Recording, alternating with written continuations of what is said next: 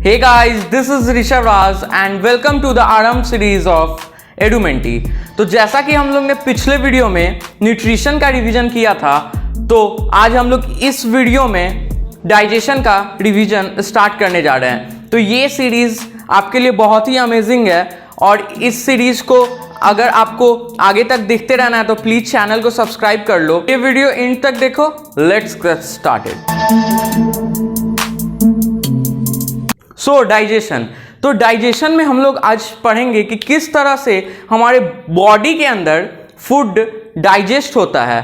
ठीक है, तो जैसा कि हम लोग ने न्यूट्रिशन में एक मोड पढ़ा था, होलोजोइक मोड ऑफ न्यूट्रिशन, तो इसके एग्जांपल्स ह्यूमन हैं। तो आज हम लोग पढ़ेंगे कि ह्यूमन के अंदर कैसे, बॉडी के अंदर कैसे डाइजेस्ट होता है फूड।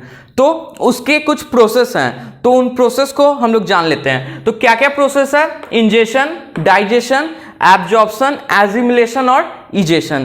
तो ये सारे प्रोसेस होते हैं जो इन्वॉल्व होते हैं एक आदमी के अंदर फूड को डाइजेस्ट करने के लिए। तो इंजेशन से लेके इजेशन तक ये प्रोसेस होता है। तो अब हम लोग इस सारे प्रोसेस को यहां पे ब्रीफ में पढ़ेंगे। ठीक है, तो चलो देखते हैं कैसे प्रोसेस होता है। तो फूड अब माउथ के अंदर इंटर करता है। तो जब फूड माउथ के अंदर इंटर करता है तो यहां पे इंजेशन प्रोसेस होता है। ठीक है, अब जैसे ही फूड माउथ के अंदर इंटर कर गया तो यहां से डाइजेशन का प्रोसेस स्टार्ट हो जाता है। यहां पे हम लोग का डाइजेशन का प्रोसेस स्टार्ट हो जाता है। फिर फूड को गुजरना पड़ता है हमारे टीथ से। तो टीथ फूड को ग्राइंड करता है, क्रश करता है, और यहीं पे जो हमारा सैलिवरी ग्लैंड्स है वो एक एंजाइम रिलीज करता है जिसका नाम है सैलिवरी अमाइलेस, जो क्या करता है, स्टार्च जो भी फूड में प्रेजेंट होता है उसको ब्रेक डाउन करता है और शुगर के फॉर्म में लाता है। फिर ये जो फॉर्म हुआ इसको हम लोग कहते हैं बोलस। अब ये जो बोलस है वो ईसोफेगस में जाता है। किसके मदद से? तो ईसोफेगियल स्फिंक्टर के मदद से ये ईसोफेगस में जाता है। और ईसोफेगस में जब ये मूव करते रहता है तो ये पेरिस्टाल्टिक मूवमेंट के हेल्प से ये मूव करता है। अब ये पेरिस्टाल्टिक मूवमेंट क्या है? तो मसल्स का कॉन्ट्रैक्शन और एक्सपेंशन होता है। तो जब मसल्स का कॉन्ट्रैक्शन और एक्सपेंशन होगा तो ये फूड फ्लो करेगा एक वे से। क्योंकि अब आप देख लो, अगर आप उल्टा भी हो और किसी पेड़ पे लटके हो तब भी आप खाना खाओगे तो वो आपके स्टोमक तक पहुंच जाएगा। किसके मदद से? तो वहीं पे पेरिस्टाल्टिक मूवमेंट हेल्प करता है। ठीक है, तो अब यहां एसोफेगस में आ गया। एसोफेगस से अब ये जाता है स्टोमक के अंदर। ठीक है, अब स्टोमक में क्या होता है? तो यहां पे फूड पे बहुत सारे डाइजेस्टिव जूसेस होते हैं, वो एक्ट करते हैं। तो कौन कौन से डाइजेस्टिव जूसेस यहाँ पे रिलीज होते हैं? तो HCl, पेप्सिनोजन। तो यहां पे ये डाइजेस्टिव जूसेस रिलीज होते हैं और पेप्सिनोजन जब HCl के कांटेक्ट में आता है तो पेप्सिन फॉर्म करता है। ठीक है, और ये पेप्सिन का वर्क क्या होता है? तो जो भी प्रोटीन्स होते हैं उसके अंदर इसको पेप्सिन डाइजेस्ट करने में हेल्प करता है।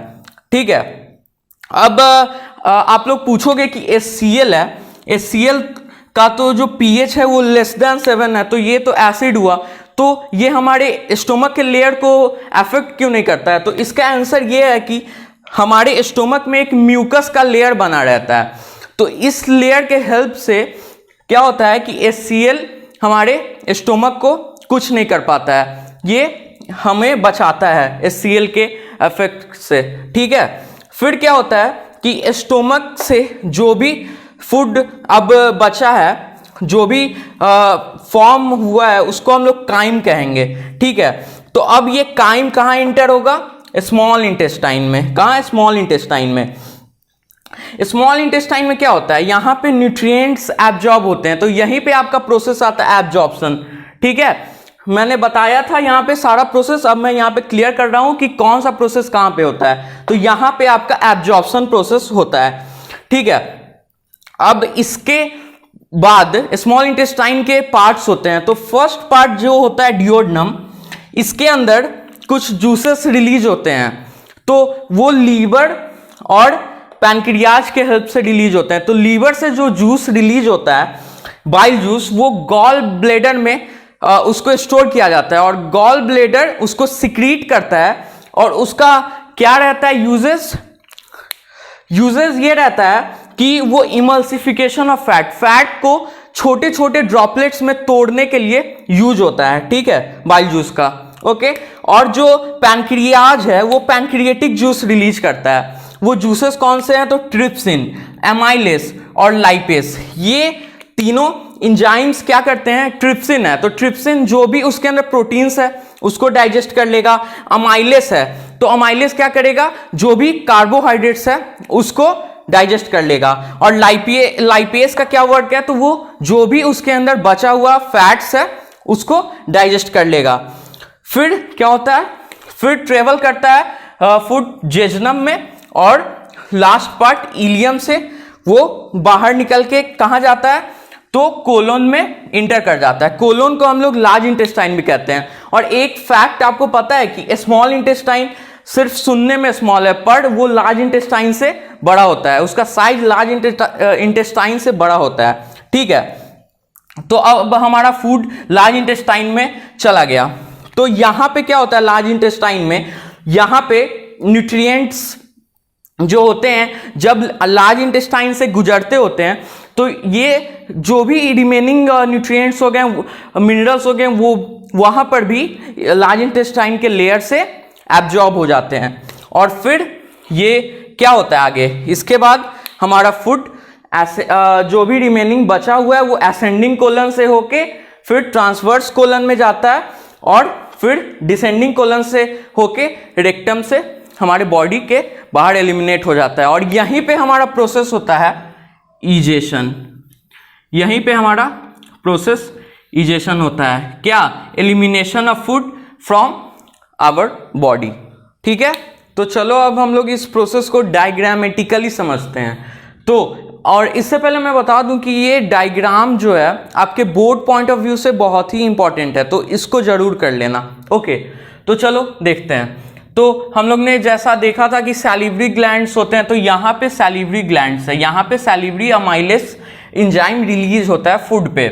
देन यहाँ से फूड पार्टिकल ईसोफेगस से होते हुए हमारे स्टोमक में पहुँचता है और यहाँ पे जो भी एंजाइम्स डाइजेस्टिव जूसेस होते हैं वो यहाँ पे एक्ट करते हैं और यहाँ पे लीवर अपना बाइल जूस सिक्रीट करता है, पैनक्रियाज पैनक्रिएटिक जूस सिक्रीट करता है। देन ये फूड हमारा इस तरह स्मॉल इंटेस्टाइन से होते हुए स्मॉल इंटेस्टाइन में यहाँ पे एब्जॉर्प्शन होता है और एजिमुलेशन भी होता है। एजिमुलेशन मतलब क्या?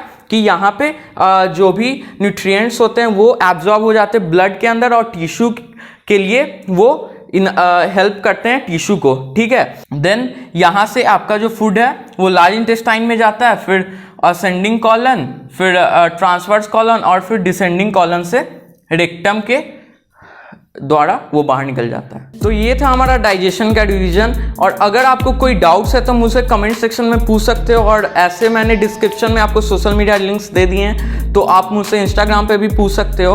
और अगर आपको ये वीडियो अच्छा लगा तो इस वीडियो को लाइक करो और अपने फ्रेंड्स के अंदर शेयर करो और इस चैनल को अगर अभी तक सब्सक्राइब नहीं किया हो तो सब्सक्राइब कर लो। Thank you.